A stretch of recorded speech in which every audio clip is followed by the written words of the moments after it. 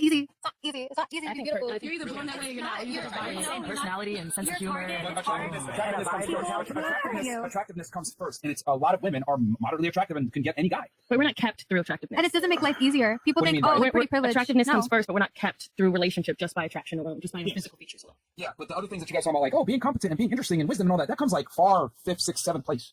That's like not as important. Not as important, but if you, I understand. If you have it though, like enough to attract the man into your life, like in order to keep him and go on to the next level of relationship, which is what most women want. We don't just want to have sex and casually have sex everywhere all the time. Everyone. Women value relationship. See, I love how you're just like bringing it back to what the female wants. I'm telling you the male perspective, and then women always bring it back to what women want. I'm just simply saying that in general, the quieter a girl is, a lot of the times, the better off. Like, men really don't give a shit about female opinions. And the reason why goes back to what I said before. Women live life on easy mode, and they have a very limited perspective on how the world really works. Can I finish my statement? Okay, no, because women have. Use my notes.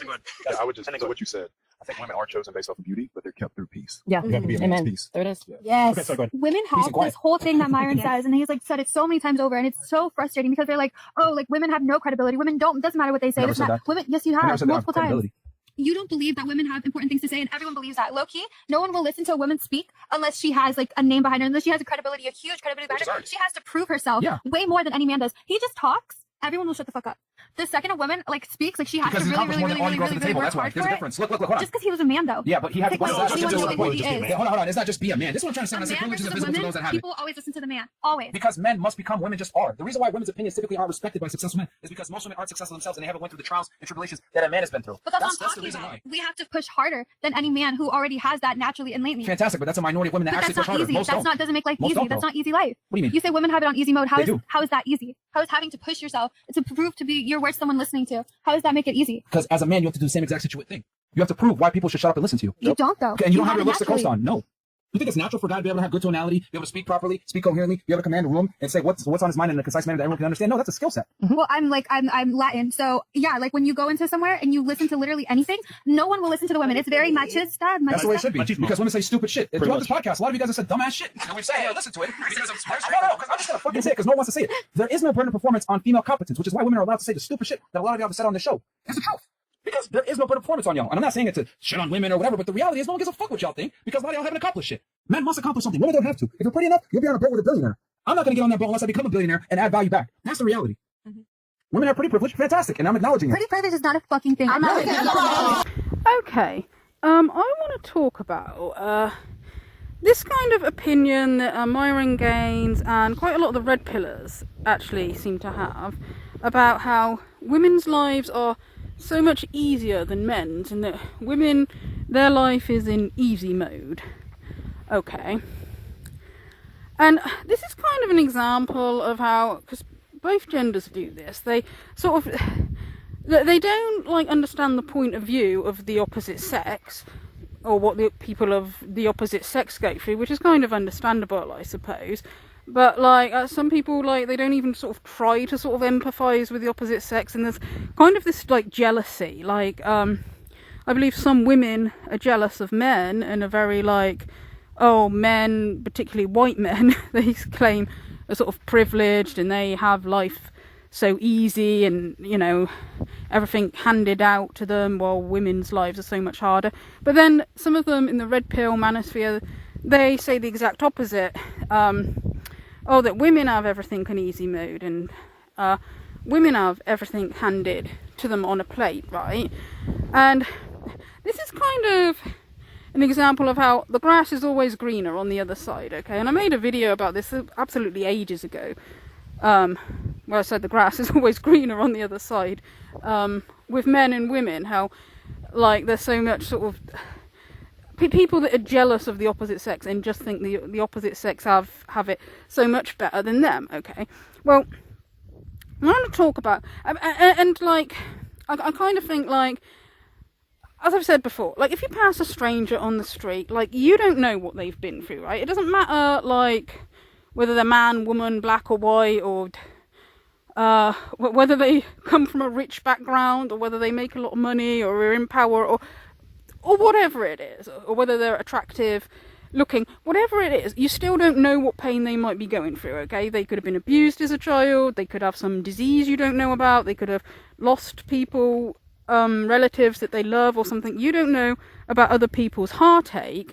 And you see this a lot that people, the more angrier people, angry like people say some of the angry radical feminists or some of the angry people in like the red pill, they kind of use this to dismiss the pain of like the people of the sex that they're trying to criticize. Like, I mean, this was kind of a point I made when I did a video about how insensitive I thought that Pearl Davis was to Lauren Southern, when Lauren Southern claimed that she'd been in an abusive relationship. And it wasn't just Pearl Davis, there's, you know, a few people in the manosphere who have this attitude of like, but she's a woman, or she's a white woman, because for some reason people are focused on race, some people are focused on race as well. She's attractive, so she has everything handed to her on a plate, so she can't have any problems. You know, that kind of thing annoys me, and it annoys me on both sides, okay?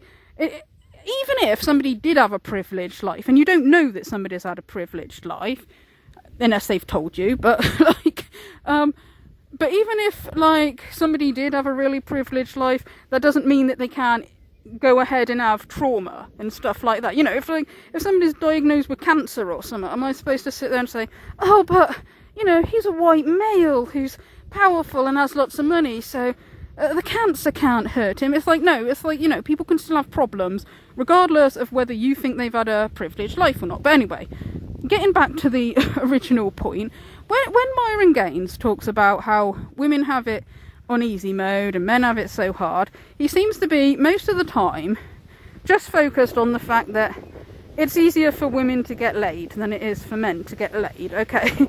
Like, that's the main priority in life, because it's like, I mean, yeah, it is easier for women to get sex or to get attention from the opposite sex, okay? And it is true that like dating, like it's easier for women to attract a partner than men, okay?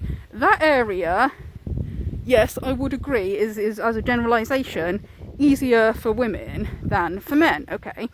But, and of course Myron Gaines just boils it down to getting laid, because to him, like, women are just something to have sex with, or as to have as a trophy girlfriend, and not actually like somebody to have deep feelings for. So he boils it all down to, oh, it's harder for men to get laid than it is for women, and that's why men have it so much harder than women. That's why, as a reward, men should be able to cheat on their wives and treat their wives or girlfriends like garbage, and the woman should just be submissive and shut up because she's got it so easy, and so she's so lucky to have you and you're the prize. Which I kind of find a little bit laughable coming from him. It's like, yeah, somebody with that sexist attitude against women is not the prize, okay? So it's the same when these guys like go on about how they try to shame women by saying, oh, you'll be a crazy cat woman if you don't start dating us. It's like, well, do you think that you make a better option than cats or dogs or even like flesh-eating ants or something like that? You know, it's like that kind of sexist attitude isn't gonna like tempt women to want you, okay? Which kind of brings me to the point, okay?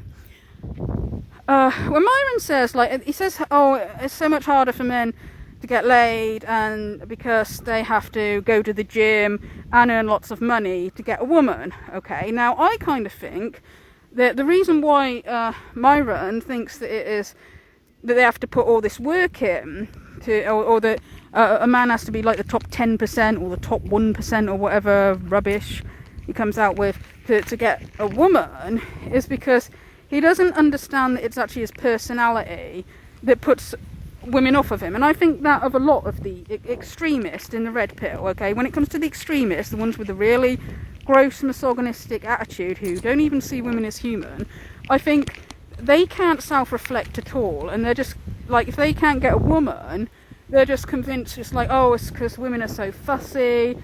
And like people like Myron are like, well, I go to the gym, I work out, and I have lots of money, I still can't get a woman to stay with me. That must be because women are so fussy, and women will only date the top 10 or top 1% or whatever, and it's so much harder for a man, when he doesn't actually understand that it's his personality that puts women off. Like, I mean, would a mature, sensible, intelligent, level-headed high value woman go out with somebody who is internet famous for being a radical misogynist and loses his temper at the drop of a hat and starts like just shouting abuse about women, and you can't say anything about women without it being full of like bitchy digs and put downs and catty remarks about women.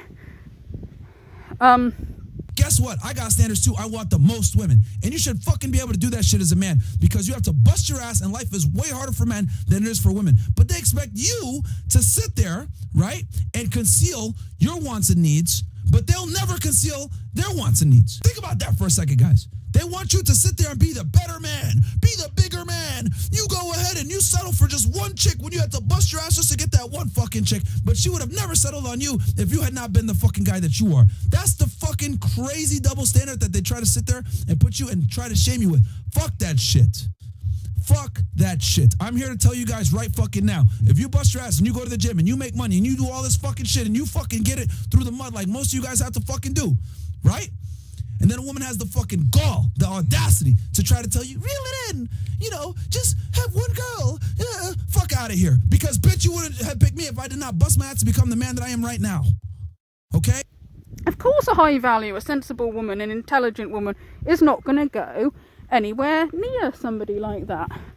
Okay, so it's either a woman who has such low self-esteem that she doesn't think she can do any better, or, as I've said before, so a woman who's like a gold digger, who's just as cold and callous as he is, which is why he's been on like sugar babe sites before, you know, because if the only thing you have to offer is your money, and you don't have a good personality, and you think that the only way you can get a woman is by like buying her like a prostitute, well then that's what you're going to attract. People attract to them sometimes people that are like themselves, okay?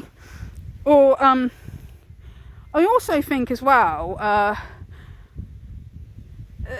sometimes this might be as well why a lot of the guys, well, some of the guys in the red pill community say they want really young women, regardless of how old they are. Like, they want, like, women in their early 20s, like, even if they're a lot older. It's because, you know, a woman who's, like, still young, naive, and hasn't matured yet might be more likely to put up with their crap, okay? You know, so I'm not like disagreeing that men are, like, you know, biologically more sort of attracted to younger women. I'm not criticising that, but I mean when it's guys who, like, regardless of their age, they still want somebody young and naive, like some of the extremists in the red pill, like, I think it's because they want somebody who'll put up with their rubbish, okay? When, like, the kind of tactics they come out with to, like, keep your woman in line is sort of like, they're sort of very, like, they kind of think if you keep putting the woman down and telling her that she doesn't offer much and that she's, like, just so much less than a man, that means that she's going to start seeing the man as the prize. Or Myron has said before that, like, you have to, like, keep a woman on her toes by showing her that you can replace her at any moment. So the thing is, the reason why women want to get married so much is because they want to be able to sit there and not put in the fucking work to attract you anymore. Guess what? You got to keep that bitch on her toes, and you keep her on her toes by staying attractive and being able to replace her at any fucking time. Okay, and I think these kind of childish mind games, again, a mature, sensible, intelligent woman is not going to put up with that, okay? So I think that is also part of the reason why some of them want the very young, naive women that have not matured yet, okay? But anyway, the hard work that Myron says that he has to put in to get a woman, he says, go to the gym and make lots of money, are the two things that he says you have to do to work hard to get a woman. Okay, well, I think, well, first of all, these things are things that benefit him as well. And this is where I think I think Myron is playing the victim a bit, okay? Because certain things like earning lots of money and getting yourself in shape, this is going to improve his life regardless of whether he's looking for a woman or not. Like, if you earn more money, it makes your life easier. And if you go to the gym and you work out and you eat healthy and all that, that makes you healthier. Unless, you know, assuming he's not doing, like, steroids or something that's unhealthy, okay? So he's sort of complaining about all this work he has to do to attract a woman when this is stuff that benefits him, okay? But also, when asked, like, what he would look for in a woman if he was looking for a woman to get into a relationship with, when asked, Myron said, well, I think the first thing he said was that he wanted her to be somebody who goes to the gym. It's like, well, okay, so he's expecting her to put in effort as well then, okay, to keep fit. Like, so why is he complaining that it's such hard work that he has to go to the gym? So that means that, like, it's so much harder for a man and he should be able to cheat on his girlfriend because he put all this hard work in. It's like, well, you're asking the woman to go to the gym as well, so you're asking her to put work in at looking after herself there as well. Okay. But also, getting back to what I said before about how thinking that, like, men have it harder than women because, you know, it's easier for a woman to get laid than what it is for a man, or it's easier for a woman to find somebody to have a relationship with than what it is for a man to find somebody to have a relationship with. Okay, I want to point out that, like, while that is true, the reason for that is because, like, women, obviously, women are the ones that have the babies, okay? So it may be, like, harder, you know, to get into to find somebody to have a relationship with. It might be harder for a man, but the reason for that is because then, like, when they're in a relationship, if they want to have children, the woman's the one who has to go through the hardship of carrying a baby. Like, the body goes through a lot during pregnancy and giving birth. I mean, a woman is literally risking her life, okay? Like, by bringing children into the world, okay? So they kind of go on about how spoiled and privileged women are in dating, but they kind of forget that, like, if you're a man and you want to pass on your genes, you are asking a woman not only to risk her life in order to help you pass on your genes, but also the woman is normally the one that does most of the child care. Okay, she's, you know, particularly when they're babies and toddlers. Okay, so this idea, like, the manosphere have, that, you know, like, oh, you know, men have it so much harder than women because men have to work so hard to, you know, get a woman, and then once you have this woman, she spends her life being a spoiled, privileged person who gets treated like a princess and never has any hardship, or whatever it is guys in the manosphere seem to believe. Well, that's not true at all, okay? Men and women both have hardships, they just have different ones, or they both have responsibilities, they just have different ones sometimes, okay? And throughout a marriage, like, you know, both the husband and the wife, again, if they have children, are going to go through stresses, like, with their kids, about, like, how well their kids are doing at school, are they being bullied, or, you know, I mean, the point I'm getting at is, like, for Myron to just boil it all down to, women have it easier because it's easier for women to get sex than it is for men, it's kind of almost, like, childish, I think. It's like, you know, if you're a teenage boy, maybe you might be thinking about how, like, getting laid is the main priority in life, but you kind of think that people in their 30s have sort of matured past that, you know.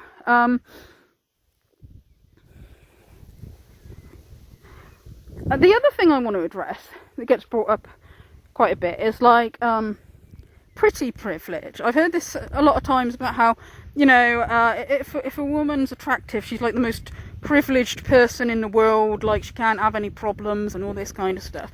Now, I do think that, obviously, people being attractive, both men and women, if they're attractive, it does bring with it a privilege, obviously. Like, dating, you know, it's going to be easier. I've heard that there are studies, apparently, that show that people are automatically nicer to attractive people, or people, from what I've heard, project positive qualities onto, are more likely to project positive qualities onto attractive people. Like, they're more likely to perceive them as nice people or intelligent people. like, because they're attractive. Okay, well, I mean, and I assume that people, if they're misfortunate in the gene pool and if they really don't look very attractive, they're probably more likely to be bullied, unfortunately, and find dating kind of harder. So, I mean, clearly, like, yes, there is a privilege that comes with, like, being attractive, but the one thing that I do think is a bit of an issue with calling it a privilege, to call it pretty privilege, is it kind of implies that it's a privilege that's not earned. Like, to call it a privilege is like saying it's not earned, when, like, well, actually, like, if somebody works out and eats healthy food, okay, as opposed to eating junk food and not doing any exercise, well, they have made an effort, okay. But also, like, particularly with women, I mean, a lot of women are more likely to buy the best hair care products, the best skincare products. Makeup is not cheap. Women are more likely to buy clothes that look nice, that flatter their body, are more likely to sort of, like, look up what kind of colours suit them. And women are, generally speaking, more likely to make an effort to look nice. And some women, they might have beauty treatments, you know, hair treatments that are expensive. So to some people, looking good requires a lot of time, effort and money. Okay, so it's not entirely just a privilege, okay? I know most guys get their hair cut, but women are much more intensive with their care for their hair. We use like 10 different products on our hair. We're always at the salon. We're doing all these treatments. We're making sure our split ends are gone and getting snipped. We're doing so much. We're coloring it. And then once we damage our hair, we have to go and restore it. It's a lot of maintenance. And not to even mention people like me who have curly hair, how much work that is to deal with. Whether you want to take the hour and a half every time you wash your hair to straighten it, or if you want to use literally 10 different products to make it so your curly hair is less frizzy. And that's just hair alone. Women have extensive skincare, especially in Asian countries, continents, whatever. Korean women have a 10-step care routine for their skin. Me personally, and every other woman that's trying to preserve their age, use anti-aging stuff. You know, I use a parasol when I go outside. I put on my sunscreen. I put on my anti-aging creams. I have to treat my acne, and I have to even take supplements for it. And that's another thing. Women go as far as to even buy beauty vitamins. We scrub our faces, we trim our nails, we file them, we get our nails done. Women get their eyebrows threaded twice a month. Do you guys know how fucking painful that shit is? Sometimes when I get my eyebrows threaded, I have to take cry breaks. Women have to learn how to almost on a professional level do their own makeup and do their own hair, and it's not easy. Even to this day, after years of trying to learn, I still fuck up my makeup if I want to do like a cat flick. Or the coordination and stamina it takes for just like an hour of taking your blow dryer and your barrel brush and having hand-eye coordination to be able to straighten and then curl your hair. It's not easy, especially on your own head. And then with all this, not only do we need the skill to do that, we also need to figure out which products work for us personally. You can get allergic reactions. Some stuff just doesn't work. And it's a lot of research and time to know what products benefit us. And some women go to even further lengths. You know, they are shaving their face to get their peach fuzz off to make their skin look more smooth. They go and get their hair lasered off. And not to mention, every woman has to basically shave their whole body every time they shower. Being a woman is not comfy whatsoever. See what I was talking about? We love bitching and moaning. That's why. And like, I mean, men can take a pride in their appearance as well, but it just seems to be more women. And you get like, I mean, in the manosphere and red pill community, like, you'll either get guys complaining about women not making an effort to look nice, or then when women do make an effort to look nice, they complain about how it's because women are so vain and narcissistic and this kind of thing, okay? And I'm sure there are some women who have a bit of a spoiled princessy attitude of like, oh yeah, I look nice, you should treat me like a queen or whatever. The kind of woman who's like, I want a man who's at least 6 foot tall, who earns at least 6 figures and has a PhD. Did you know that I have a PhD? Wow, you do? Yep, pretty huge.